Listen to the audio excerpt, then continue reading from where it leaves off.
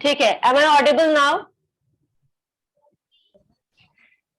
मैं ऑडिबल हूँ, ओके।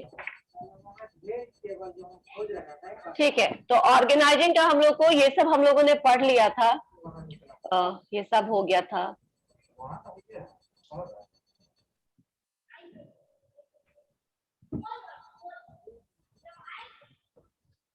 चलो, इंपॉर्टेंस ऑफ ऑर्गेनाइजिंग भी मेरे ख्याल से हो गया था। नाउ हम लोगों को ये स्टेप्स भी हम लोगों ने खत्म कर लिया था। अभी बचा क्या? ठीक है, ये ऑर्गेनाइजेशन चार्ट है। ऑर्गेनाइजेशन चार्ट क्या होता है? This is the formal relationship in an organisation, जो आप सिर्फ उस चार्ट को देख करके ये फाइंड आउट कर सकते हैं कि कौन किसके ऊपर है, कितना बड़ा या कितना कॉम्प्लिकेटेड ये ऑर्गेनाइजेशन है, कितने अलग अलग इसमें पोजीशंस, अथॉरिटी, रिस्पॉन्सिबिलिटी है, या कितना सिंपल ये फ्लो चार्ट है, क्या सिर्फ लाइन ऑर्गेनाइजेशन है यहाँ पे, या फिर लाइन इन द स्टाफ दोनों ऑर्गेनाइजेशन है, या फिर ये प्रोजेक्ट ऑर्गेनाइजेशन है, किस तरीके का स्ट्रक्चर उस ऑर्गेनाइजेशन का, वो आप चार्ट देख करके समझ सकते हैं। सिंपल, यहाँ क्या होता है? डायग्रामेटिक रिप्रेजेंटेशन होता है डिफरेंट पोजीशंस का, डिफरेंट डेजिग्नेशंस का, किस ऑर्गेनाइजेशन में कितने डेजिग्नेशंस है और किस तरीके का स्ट्रक्चर उस ऑर्गेनाइजेशन का, सिर्फ ये चार्ट के थ्रू बता दिया जाता है। जैसे कि ये एग्जांपल, एकदम सिंपल ऑर्गेनाइजेशन आप देख सकते हैं। इसमें फंक्शनल ऑर्गेनाइजेशन ये आपको दिखता है, फंक्शंस के बेसिस पर डिफरेंट डिपार्टमेंट्स बनाए गए हैं, और डिफरेंट डिपार्टमेंट्स के अंदर क्या है? डिफरेंट मैनेजर्स है, जो लाइन अथॉरिटी है। तो ये आप सिर्फ ये डायग्राम देख करके समझ सकते हैं कि क्या ये जो ऑर्गेनाइजेशन है वो कॉम्प्लिकेटेड है, सिंपल है, स्मॉल ऑर्गेनाइजेशन है या लार्ज। और ऑब्वियसली ये बहुत स्मॉल ऑर्गेनाइजेशन नहीं होगा, ये बहुत कॉम्प्लिकेटेड भी नहीं है। फंक्शनल सेपरेशन है इसमें डिपार्टमेंट्स का, फंक्शनल स्पेशलाइजेशन के बेसिस पर इसमें डिफरेंट डिपार्टमेंट्स को बनाया गया है, राइट? तो ये आप ये देख के ही पता कर सकते हैं। Next, types of organisation structure. तो अब हम लोग जो हम अभी ऑर्गेनाइजेशन स्ट्रक्चर की बात कर रहे हैं, अब हमको पता करना है कि कितने तरह के ऑर्गेनाइजेशनल स्ट्रक्चर्स होते हैं। ठीक है, कितने तरह के ऑर्गेनाइजेशनल स्ट्रक्चर है वो हम कैसे पता करेंगे? तो सबसे पहले 4 तरीके के स्ट्रक्चर होते हैं, सिंपल तरीका में। अगर अभी देखें, मॉडर्न में देखें, तो एक मैट्रिक्स और प्रोजेक्ट दोनों भी है, लेकिन project structure and matrix structure आपको नहीं पढ़ना है, जो कि अपने आप में काफी कॉम्प्लिकेटेड है। प्रोजेक्ट स्ट्रक्चर यानी एक कंपनी डिफरेंट प्रोजेक्ट पे काम कर रही है, तो उसके पास डिफरेंट प्रोजेक्ट के लिए अलग अलग, समझ लो तुम, ऑफिसेज होंगे, उसके अलग प्रोजेक्ट हेड होंगे, और उस हेड के अंदर अलग अलग स्पेशलाइजेशन के लोग होंगे। मैट्रिक्स में होता है क्या? ये कॉम्बिनेशन होता है, तो ये सबसे ज्यादा कॉम्प्लिकेटेड स्ट्रक्चर हो जाता है, लेकिन हमको वो सब पढ़ना नहीं है, हमको सिंपल पढ़ना है। लाइन ऑर्गेनाइजेशन क्या है, लाइन एंड स्टाफ ऑर्गेनाइजेशन क्या है, फंक्शनल क्या होता है, और कमिटी ऑर्गेनाइजेशन क्या है। तो सबसे पहले हम लाइन ऑर्गेनाइजेशन को कवर कर लेते हैं। Line organisation simplest and the oldest form of any organisation. Oldest क्यों है ये? क्योंकि यहाँ पे सिंपल है, अगर 2-4 एम्प्लॉयज भी है तो भी आप डायरेक्ट हायरार्की में आप उनसे बात कर सकते हैं। वर्टिकल स्ट्रक्चर, एकदम लीनियर स्ट्रक्चर है यहाँ पे। यहाँ पे एक ऑथोरिटी, रिस्पॉन्सिबिलिटी और ऑथोरिटी, सबऑर्डिनेट और सुपीरियर का रिलेशनशिप जो होता है वो एडजस्ट करता है। कोई सीनियर होता है और कोई दूसरा जूनियर होता है। जो जूनियर होता है उसको इंस्ट्रक्शंस मिलते हैं, जो भी काम मिलता है उसके एवज में उसको उतनी ऑथोरिटी दी जाती है ताकि वो उस काम को कर पाए। ठीक है, इट इज नोन, इसको हम मिलिट्री ऑर्गेनाइजेशन भी बोलते हैं। जहाँ पे मिलिट्री में क्या होता है, नॉर्मली मिलिट्री में क्या होता है कि जो भी ऊपर से ऑर्डर्स मिलते हैं उस ऑर्डर्स को हम फॉलो करते हैं, राइट? तो इसी तरह लाइन ऑर्गेनाइजेशन में भी क्या है कि आपके सीनियर जो भी आपको ऑर्डर देते हैं, you are suppose to execute that order. उस ऑर्डर को आपको बस करना होता है, फुलफिल करना होता है, और कुछ नहीं है। ठीक है ना? वापस से कैरेक्टरिस्टिक्स या फीचर्स देखते हैं। क्या फीचर्स है लाइन ऑर्गेनाइजेशन का? तो सबसे पहले तो ये simplest form of organisational structure है, किसी भी ऑर्गेनाइजेशन का ये सबसे सिंपलेस्ट फॉर्म है। ऑथोरिटी कैसे फ्लो करेगी? तो authority flows vertically in the straight line from top to bottom, यानी ऊपर से नीचे की तरफ। यानी हमारे जो मेरी जो सीनियर है वो मुझे काम भी असाइन करते हैं, और उस काम को करने के लिए जो भी अथॉरिटी रिक्वायर्ड होती है, जितनी भी फ्रीडम चाहिए, वो भी हमको वो देते हैं। थर्ड है, only one type of authority exist. इसमें क्या होता है? जैसे हमने देखा था आगे आगे वाले में, हम देखेंगे कि हमने इससे पहले देखा था line authority and staff authority. तो यहाँ पे स्टाफ अथॉरिटी नहीं होता है, सिर्फ लाइन अथॉरिटी होता है। इसीलिए बोला जाता है कि सिर्फ एक तरीके का ऑथोरिटी स्ट्रक्चर होता है यहाँ पे। नेक्स्ट है स्पेशलाइज्ड सर्विसेज। एक मिनट में प्रत्येक को बोलूंगी कि प्रत्येक एक बार तुम स्क्रीनशॉट ले लो, क्योंकि मैं अटेंडेंस भी क्लास में अब लेने नहीं जा रही हूँ। मैं 5 मिनट पहले इसको थोड़ा बंद करूंगी, आप जरा इसको अरेंज कर लीजिएगा सिस्टमेटिक ऑर्डर में। 5 मिनट पहले भी बंद नहीं करेंगे एक्चुअली, जब क्लास खत्म होगा उसके बाद आप मुझे जरा वो अटेंडेंस बता दीजिएगा, ठीक है प्रत्येक? अभी मैं नहीं लेने जा रही, क्योंकि मैं एकदम बोलने का मौका ही नहीं देने वाली किसी को। नेक्स्ट क्या है यहाँ पे, तो एक टाइप का ही जो अथॉरिटी होता है वो एग्जिस्ट होता है, लाइन अथॉरिटी हम कहते हैं, स्टाफ अथॉरिटी यहाँ पर नहीं होता है।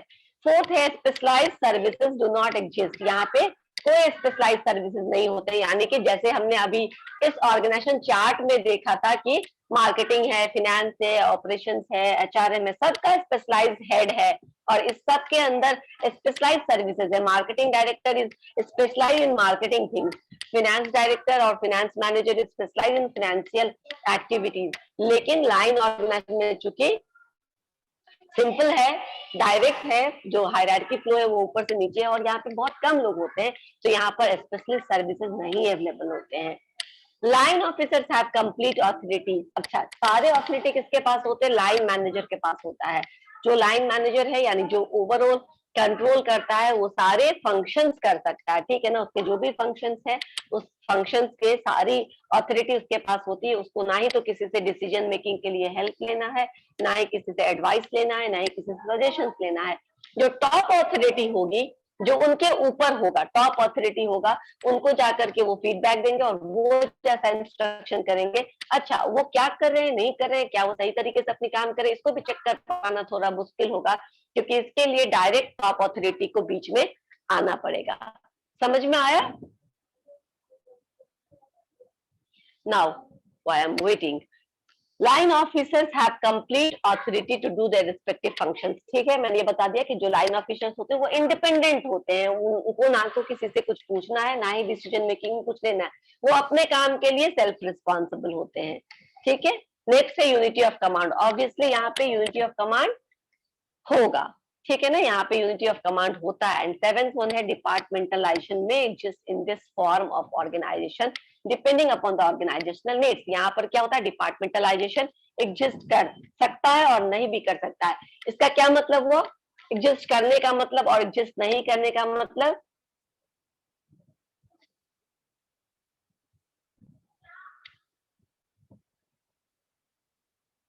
ठीक है ऋतिक, मैं तुम्हारे क्वेश्चन का आंसर करूंगी। Hrithik has asked me a question, what is grapevine. मैं आपको बता दूंगी। पहले अभी ये बताइए, जो मैंने पूछा आप लोगों से, इसका क्या मतलब हुआ कि वहां पे डिपार्टमेंटलाइजेशन हो भी सकता है और नहीं भी हो सकता है, यानी वहां पे स्पेशलाइज्ड फंक्शंस का जो होता है डिफरेंशिएशन, वो हो भी सकता है और नहीं भी हो सकता। मतलब अच्छा, एक सेकेंड, एक सेकेंड,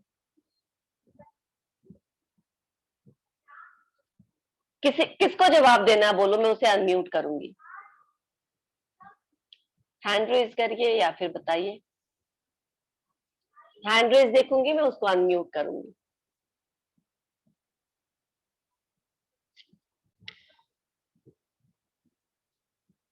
अच्छा, किसी को आंसर नहीं पता?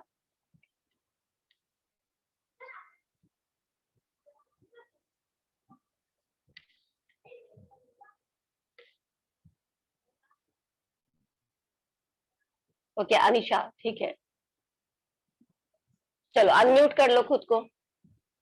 Yes ma'am. मैम हाँ, डिपार्टमेंटलाइजेशन हो भी सकता है, नहीं भी हो सकता है, मतलब यूनिटी ऑफ कमांड वहाँ हो सकता है या नहीं भी हो सकता है, क्योंकि डिपार्टमेंटलाइजेशन हो भी सकता है और नहीं भी हो सकता है का मतलब depending upon the size of organisation.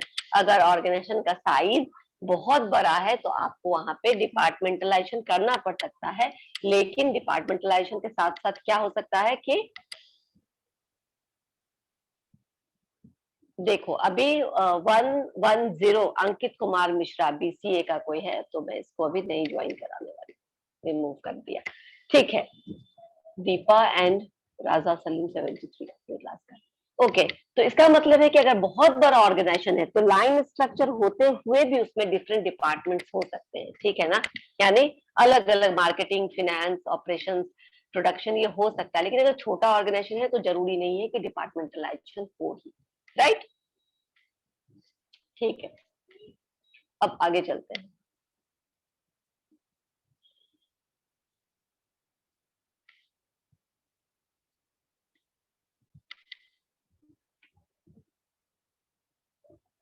ठीक है, ग्रेपवाइन क्या होता है मैं बताती हूँ। कम्युनिकेशन का एक टाइप है ऋतिक, ग्रेपवाइन कम्युनिकेशन, हम उस कम्युनिकेशन को बोलते हैं जो इनफॉर्मल होता है। जैसे कि इनफॉर्मल हम लोग को जैसे बताइए, वो इनफॉर्मल भी नहीं होता है। ग्रेपवाइन इनफॉर्मल का एक रूप है जिसमें मान लो देखो वट एवर हैपेंड, ठीक है ना, कहीं कुछ हुआ, जैसे कि मान लेते हैं सुशांत सिंह हत्याकांड या फिर कोई भी ऐसा कांड जो हुआ और जिसके बारे में कोई ठोस हमारे पास जानकारी नहीं है, but we are talking about that particular thing, हम उन चीजों के बारे में बात करते हैं, ठीक है ना। तो हम ग्रेपवाइन बोल सकते हैं इसको कि ये ग्रेपवाइन है, यानी क्या कि ये इनफॉर्मल टॉक है, बिना किसी प्रूफ के, बिना किसी ऐसा कुछ भी नहीं, बट वी आर टॉकिंग। एक तरीके से rumour is the example of grape wine. जो हम र्यूमर बोलते हैं ना कि ये र्यूमर है, ये लोग बातें बनाते हैं, गॉसिप है, ये सब एग्जाम्पल होता है ग्रेप वाइन का। This is informal kind of communication, formal नहीं होता है, कुछ भी ऑथराइज या फुल प्रूफ नहीं होता है इस तरीके के ऑर्गेनाइजेशन में। Whatever we are talking on the basis of our information, our knowledge, ठीक है ना। इसके बेसिस पर आप कोई डिसीजन नहीं ले सकते हैं, आप कुछ ऑथेंटिक काम नहीं शुरू कर सकते हैं। That becomes grapevine. Hrithik अगर क्लियर हो गया हो तो हैंड्स अप, थम्स अप करके बता दो मुझे।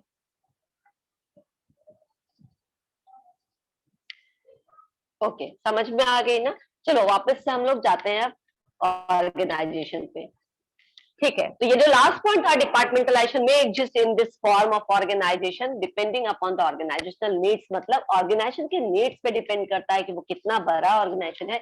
नॉर्मली लाइन ऑर्गेनाइजेशन बहुत बड़े ऑर्गेनाइजेशंस में इंप्लीमेंट करना मुश्किल है, नहीं हो सकता है, इसीलिए हम इसको कहाँ करते हैं, छोटे ऑर्गेनाइजेशंस में का ये एक स्ट्रक्चर देता है कि सिंपल एंड छोटा ऑर्गेनाइजेशन। लेकिन अगर जरूरत पड़े तो लाइन ऑर्गेनाइजेशन में हम डिपार्टमेंटलाइजेशन कर भी सकते हैं। एडवांटेज क्या है?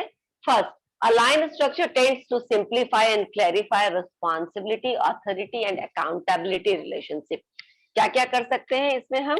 आप सिंपल इस ऑर्गेनाइजेशनल स्ट्रक्चर से क्लियरली आइडेंटिफाई कर सकते हैं कि कौन ऑथोरिटी एंड क्या ऑथोरिटी एंड अकाउंटेबिलिटी है इस रिलेशनशिप में, कौन किसका जूनियर है। बहुत सिंपल है, प्रिसाइज टू अंडरस्टैंड कि मेरे बॉस कौन है, मेरे बॉस नीतीश सर हैं, या फिर मेरे बॉस अमित शुक्ला सर हैं, या फिर उनको बॉस वो है। तो एक सीनियर लीनियज फॉर्म में आपको ये दिखता है, आप आसानी से इसको समझ सकते हैं इस स्ट्रक्चर को। सेकेंड है प्रमोट फास्ट डिसीजन। सिंस जो लाइन मैनेजर होता है, जैसे कि मान लो लाइन मैनेजर तुम मान सकते हो नीतीश सर को in case of our management, ठीक है ना, मैनेजमेंट डिपार्टमेंट की वो लाइन मैनेजर है, तो उनको उनके डिपार्टमेंट में किससे क्या क्लास करवाना है, कैसे क्या चेंजेस करवाने हैं, क्या शेड्यूलिंग होनी है, अगर उनको खुद करना पड़े तो ही इज सेल्फ सफिशिएंट। उनको उसके बाद उसके इस डिसीजन को लेने के लिए किसी और पर डिपेंडेंट नहीं होना है, वो अपने डिपार्टमेंट की खुद सारी डिसीजंस खुद ले सकते हैं without being dependable of anybody else. तो इसको इससे क्या होगा कि जो डिसीजन मेकिंग होगा वो फास्ट होगा। अगर हम किसी और से मिल करके ये डिसीजन लेंगे, किसी और से बात करके ये डिसीजन लेंगे, तो फिर डिसीजन मेकिंग क्या हो जाएगा, उस हिसाब से नहीं हो पाएगा।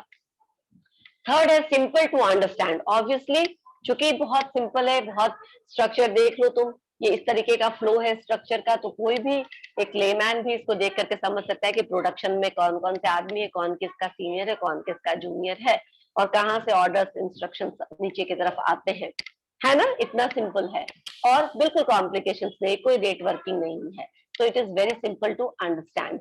And next, last one is because line organization are usually small, management and employee have greater closeness।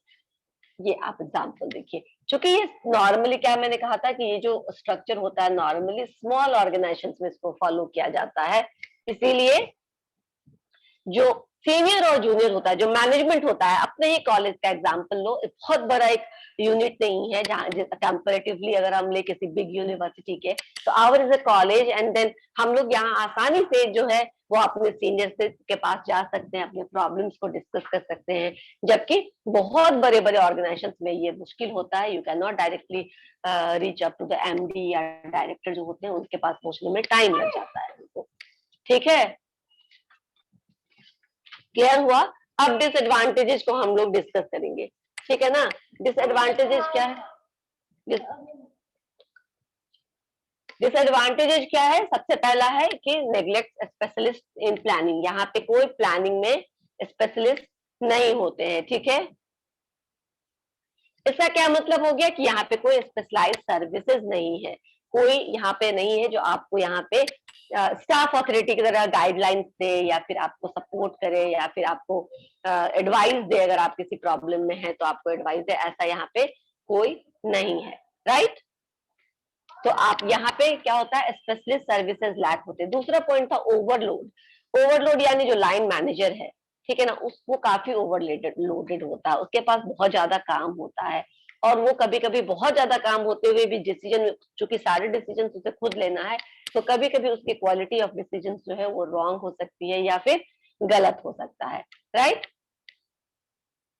समझ में आ रहा है? कहीं कोई प्रॉब्लम हो प्लीज चैट बॉक्स में अपना क्वेश्चन डाल दो, आई विल आंसर दो क्वेश्चन। नेक्स्ट है इनएडिक्वेट कम्युनिकेशन। इनएडिक्वेट कम्युनिकेशन क्यों होगा? क्योंकि यहाँ तो सारे लोग बहुत ज्यादा कनेक्टेड है, मतलब हमने अभी कहा था कि रिलेशनशिप सीनियर और जूनियर के बीच में अच्छे होते हैं। इवन बोर्ड ऑफ जो मैनेजिंग डायरेक्टर्स है उनके साथ भी आपकी जान पहचान हो सकती है, क्योंकि स्ट्रक्चर क्या है, छोटा है। तो इनएडिक्वेट कम्युनिकेशन क्यों बोला? अगर ये आंसर कोई दे सकते हैं, आपको ये पॉइंट एक्सप्लेन अगर मैं करने बोलूं कि यहाँ पे मैंने आपको बताया कि क्लोजनेस काफी होता है, जो इवन जो हाईएस्ट पोजीशन पे होते हैं उनको भी आप देख सकते हैं, उनसे भी आप मिल सकते हैं। तो कम्युनिकेशन तो अपने आप में प्रॉपर है, ज्यादा ओपन है। फिर हमने क्यों कहा कि इनएडिक्वेट कम्युनिकेशन यहाँ पे हो सकता है? कुछ क्लिक कर रहा हो तो बताओ, किसी चीज से हम इसको रिलेट कर सके तो। अगर किसी के दिमाग में आंसर है हैंड रेज करें, मैं उनको अनम्यूट कर दूंगी।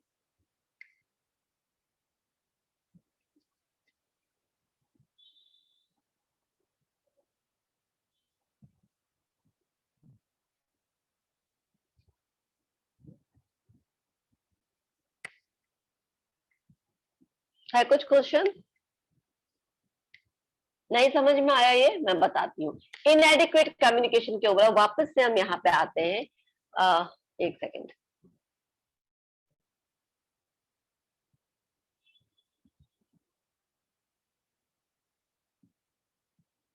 आप लोगों को स्क्रीन शेयर्ड है ना?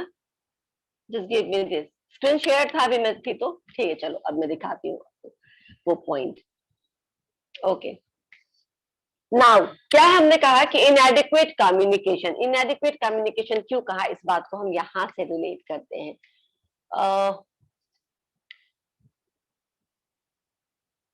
यहाँ पे फीचर्स एक है कि line officers have complete authority to do their respective functions. They are independently taking decisions in their areas. अब ये लाइन मैनेजर क्या कर रहा है, गलत कर रहा है या सही कर रहा है, मान लो कुछ गड़बड़ कर रहा है, कुछ फ्रॉड कर रहा है, ठीक है ना, तो भी क्या है कि चूंकि उसके ऊपर इमीडिएट कोई नहीं है, तो जब तक वो कम्युनिकेट, ये जो भी वो कर रहा है, सपोज करो कि कुछ उससे गलती हो रही है या कुछ जानबूझकर वो फ्रॉड कर रहा है, तो इस चीज को वो ऊपर तक कैसे पहुंचाया जा सकता है? Since there is no communication, उसके ऊपर कोई सुपरविजन नहीं है, कोई बॉस नहीं है। तो इसलिए कहा कि अगर आपके ऊपर भी कोई, लाइन मैनेजर के ऊपर भी कोई रहता है या फिर सिर्फ स्टाफ मैनेजर या स्टाफ जो रिलेशनशिप है वो भी रहता, तो दे कैन से कि उन्होंने बात मानी कि नहीं मानी, या मैंने उनको ये बोला था करने के लिए, स्टिल उनको जो सही लगा उन्होंने किया। तो क्या है कि एटलीस्ट कोई दूसरा आदमी कम्युनिकेट करने के लिए रहेगा। यहाँ पर चूंकि उसके पास ओवरलोड काम का है लाइन मैनेजर के पास, तो उसको जो मर्जी हुआ उसने किया। And then top level management को ये बात तब तक नहीं समझ में आएगी जब तक वो खुद कम्युनिकेट नहीं करेगा या फिर टॉप लेवल मैनेजमेंट खुद इसमें इंटरवीन नहीं करेगी। तो यहाँ पर कम्युनिकेशन क्या है, गैप हो जाता है कि what I am doing, my senior is not going to come this, कि मैं क्या कर रही हूँ, जब तक कि वो खुद इसमें इंटरवीन नहीं करे, यहाँ आकर के जांच ना करे, क्योंकि मेरे ऊपर तो कोई है ही नहीं, तो मैं सही से क्लास ले रही हूँ नहीं ले रही हूँ या क्या गड़बड़ कर रही हूँ, ये चीज मैं नहीं ऊपर कम्युनिकेट करूंगी और यहाँ पर मेरे जो लूप होल्स है वो नहीं पता चलेंगे। समझ में आए?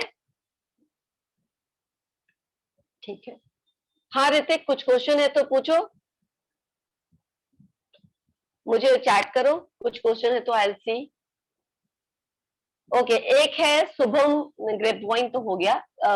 एक क्वेश्चन है फिक्सिंग रिपोर्टिंग रिलेशनशिप, शुभम का ये क्वेश्चन है, नहीं नहीं सुभान का ये क्वेश्चन है, सॉरी।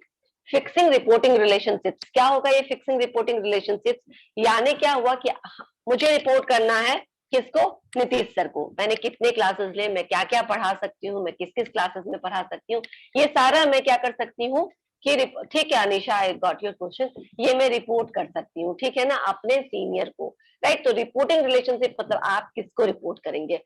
अगर ये पता नहीं रहे तो किसको किसको जाकर के बोलेंगे अगर अपनी कुछ प्रॉब्लम है तो, या कोई सॉल्यूशन है तो? हम्म, कोई नहीं है तो हमारे ऊपर कोई होना चाहिए ना जिसको जाकर के हम रिपोर्ट कर सके, जिनसे जिनसे हमको इंस्ट्रक्शंस मिलता है, जो हमारे इमीडिएट बॉस है उनको हम जाकर के रिपोर्ट करते हैं। तो अब रिपोर्टिंग रिलेशनशिप हमारे बीच फिक्सिंग हो गया कि मुझे सारा रिपोर्ट किसको करना है? नीतीश सर को करना है। फर्दर उनको किसको करना है? तो पोद्दार सर को करना है। फर्दर वो किसको रिपोर्ट करेंगे? तो डायरेक्टर सर को रिपोर्ट करेंगे। तो एक रिपोर्टिंग रिलेशनशिप आपको दिखा सुभान? समझ में आए?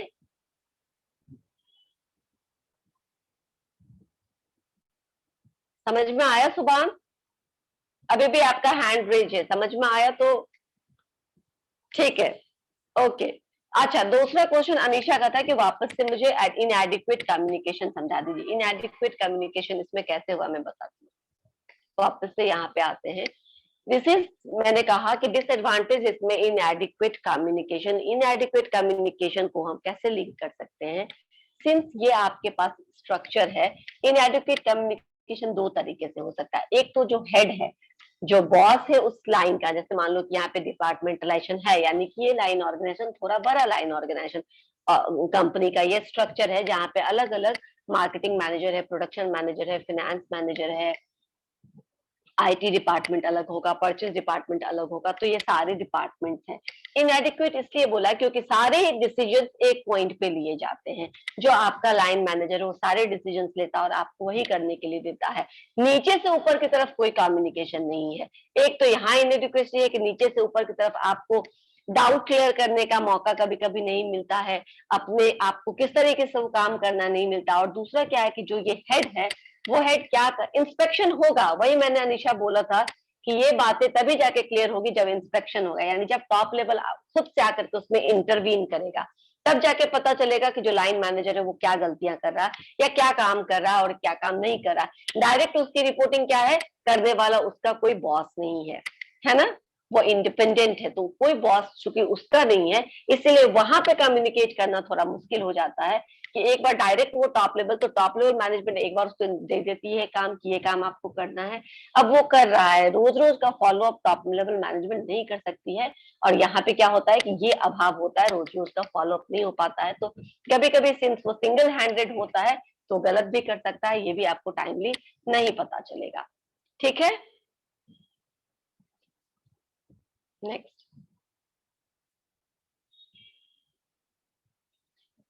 मोनोपोली ओवर डिसीजंस, आपको मालूम है मोनोपोली ओवर डिसीजंस, क्योंकि decision making independently line manager के हाथ में होता है। नो सजेशंस और no discussions are required, they are responsible for taking any kind of decision of their own department, of their own work. जो उनका काम है, जो उनका डिपार्टमेंट है, उसके वो सारे डिसीजंस इंडिपेंडेंटली ले सकते हैं। फिफ्थ वन है not suitable for large size concern, जो बहुत बड़े बड़े ऑर्गेनाइजेशन होते हैं, काफी बड़े ऑर्गेनाइजेशन होते हैं, वहां पर ये नहीं चलेगा। या तो स्मॉल ऑर्गेनाइजेशन होगा या फिर कंपेरेटिवली थोड़ा बड़ा हो सकता है, जहाँ पे आप फंक्शनल डिपार्टमेंट्स को हो या फिर फंक्शनल हेड्स को रख सकते हैं, जिनके अंदर दो तीन लोग रहेंगे और काम करा सकते हैं, राइट। तो मोनोपोली, तो ये बहुत बड़े ऑर्गेनाइजेशन में आप ये नहीं कर सकते। आपको बहुत बड़ा टास्क बहुत ज्यादा होता है, बहुत ज्यादा टास्क होगा तो जो क्रिटिकल प्रॉब्लम्स होगा उसका सोल्यूशन लाइन मैनेजर या तो नहीं कर पाएगा, या करेगा तो बहुत गलत तरीके से कर देगा, क्योंकि since is very much occupied, तो उसके पास इतना फ्री टाइम होगा नहीं कि वो सही से सोच समझ करके उसका सॉल्यूशन करे। लास्ट है इसमें scope of favouritism, since the departmental head is almost all in all the same for the activities of his department. मतलब क्या है, डिपार्टमेंटल हेड जो होता है वो अपने डिपार्टमेंट का ऑल इन ऑल होता है, कोई सुपरविजन इमीडिएट नहीं होता। इमीडिएट में बोल दू, इमीडिएट कोई सुपरविजन नहीं होता, ऑल इन ऑल होता है। तो यहाँ पर वो अपने पसंद के एम्प्लॉइज को क्या कर सकता है, प्रमोट कर सकता है, आगे बढ़ा सकता है, एडवांसमेंट कर सकता है, उसका उसके मेहनत को रिकॉग्नाइज कर सकता है। और कुछ लोग जो उसके गुड बुक में नहीं रहेगा, उसके मेरिट को नेग्लेक्ट भी कर सकता है। वो आइडेंटिफाइड नहीं रहेगा, उनको प्रमोशन लेट से मिलेगा क्योंकि वो गुड बुक में नहीं है अपने मैनेजर के, अपने लाइन मैनेजर के। तो इस तरीके से फेवरिज्म भी हो सकता है। समझ में आए? अब कोई क्वेश्चन है तो पूछो।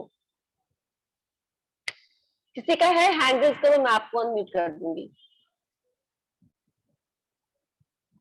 ये हमारा हो गया। हाँ प्रत्यय, एक सेकेंड।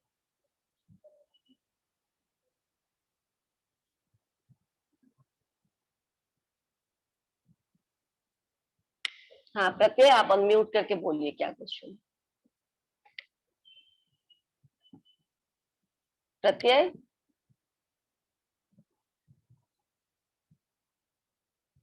अच्छा कुछ नहीं पूछना क्या, ठीक है। और सुभान तुम्हें कुछ पूछना है क्या?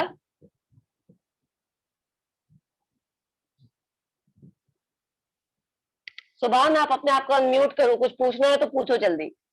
Yes ma'am. मैम थोड़ा different between formal and informal organisation बता दीजिए। बिल्कुल, अभी थोड़ा वेट करिए, वहां पर हम लोग पहुंचेंगे, ठीक है ना। वो ऑर्गेनाइजेशन का पार्ट है, जब हम वहां पहुंचेंगे तो हम इसको डिस्कस करेंगे, फॉर्मल इनफॉर्मल ऑर्गेनाइजेशन में क्या है अंतर। और कोई क्वेश्चन ठीक है? है मैम। क्लास में रहना, नेक्स्ट क्लास में डिस्कस हो जाएगा जब तक हम लोग आगे बढ़ेंगे। और किसी को कुछ पूछना है? ऋतिक आपको कुछ पूछना है? एक सेकेंड। हाँ ऋतिक, तुम अनम्यूट कर सकते हो खुद को, पूछो क्वेश्चन।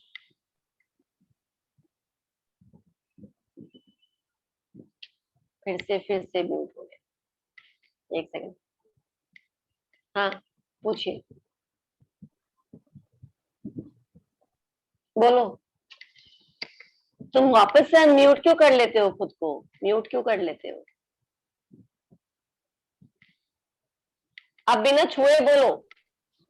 हाँ यस मैम। लाइन और लाइन ऑर्गेनाइजेशन स्ट्रक्चर में मैम, ये अगर मैम इसमें अगर डिपार्टलाइजेशन होता है तो मैम ये तो फंक्शनल ऑर्गेनाइजेशन हो गया। हाँ, फंक्शनल ऑर्गेनाइजेशन वो हो जाएगा, मैं बताती हूँ। ये वैसा डिपार्टमेंटलाइजेशन नहीं होता है जैसे फंक्शनल ऑर्गेनाइजेशन में होता है। देखो फंक्शनल, यहाँ क्या है कि ये सारे बोर्ड ऑफ डायरेक्टर है, मैनेजिंग। फंक्शनल ऑर्गेनाइजेशन में आपको देखो, फंक्शनल ऑर्गेनाइजेशन में आपका ये लाइन स्टाफ है। हाँ मैं आपको दिखाती हूँ कि क्या डिफरेंस है।